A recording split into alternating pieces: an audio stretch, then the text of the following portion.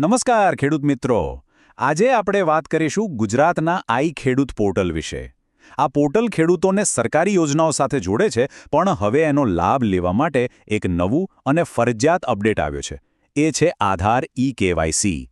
તો ચાલો આખી પ્રક્રિયા કેવી રીતે કરવી એને એકદમ સરળ રીતે સ્ટેપ બાય સ્ટેપ સમજી લઈએ. જો કોઈને પણ ખેતીવાડી, પશુપાલન કે પછી મત્સ્યપાલનની સરકારી યોજનાઓનો લાભ લેવો હોય તો આ ઈ-કેવાયસી કરવું હવે ખૂબ જ જરૂરી બની ગયું છે.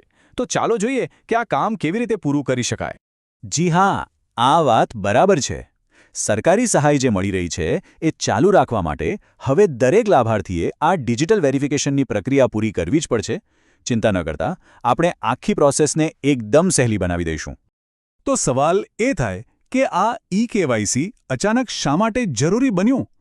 તો જુઓ, આ એક નવી સરકારી જરૂરિયાત છે.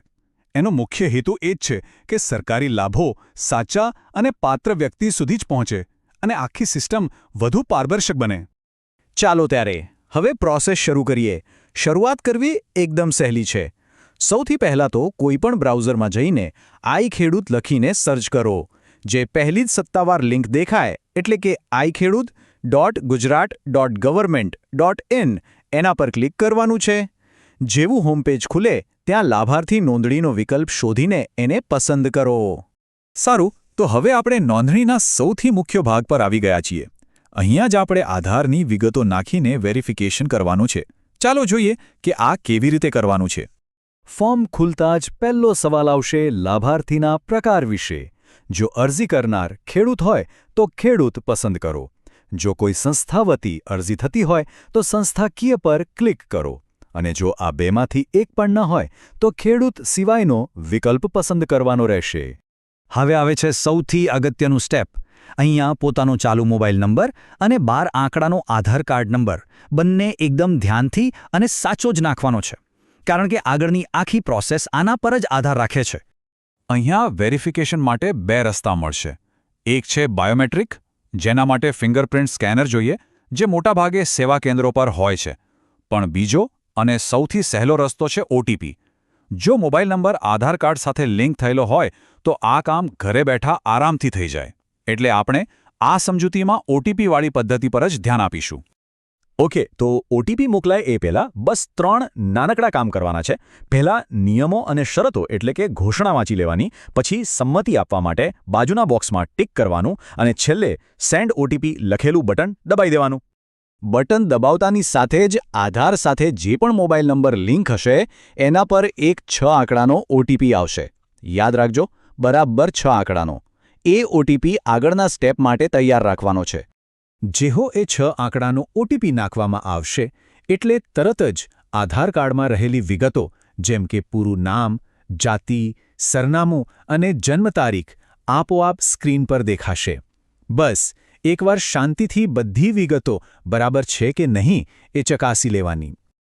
બસ હવે આ વિભાગનું છેલ્લું પગલું. સ્ક્રીન પર એક નાનકડો અને સહેલો સરવાળો કે બાદબાકી દેખાશે, જેને કેપ્ચા કહેવાય. એનો જવાબ આપીને સાચવો અને આગળ વધો એટલે કે સેવ એન્ડ કન્ટિન્યુ બટન પર ક્લિક કરી દેવાનું. વાહ, ખૂબ સરસ.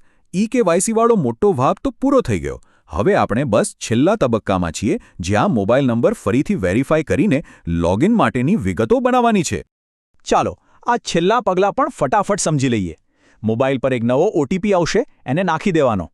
પછી એક સારો અને મજબૂત પાસવર્ડ બનાવવાનો અને એને ફરીથી ટાઈપ કરીને કન્ફર્મ કરવાનો. છેલ્લે ફરીથી પેલો કેપ્ચા કોડ નાખીને સબમિટ બટન દબાવી દો. બસ કામ પૂરું. અભિનંદન!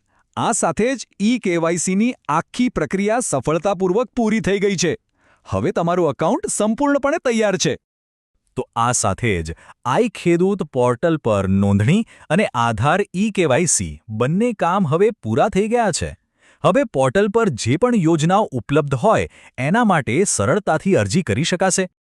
અને હા, એક ખાસ વાત, જે લોકોનું આઈ ખેડૂત પોર્ટલ પર પહેલેથી જ એકાઉન્ટ બનેલું છે એમને આખી નોંધણીની પ્રક્રિયા ફરીથી નથી કરવાની. એમને તો બસ પોતાના એકાઉન્ટમાં લોગિન કરીને ઈ-કેવાયસી પૂરો કરવાનો જે વિકલ્પ દેખાય એને જ અનુસરવાનો છે. જો કે આ એક નાનકડું વહીવટી કામ લાગે છે, પણ જરા વિચારો, આવા નાના ડિજિટલ પગલાં ભેગા મળીને ગુજરાતના આખા કૃષિ ક્ષેત્રોમાં કેટલો મોટો અને સકારાત્મક બદલાવ લાવી શકે છે. ખરેખર આ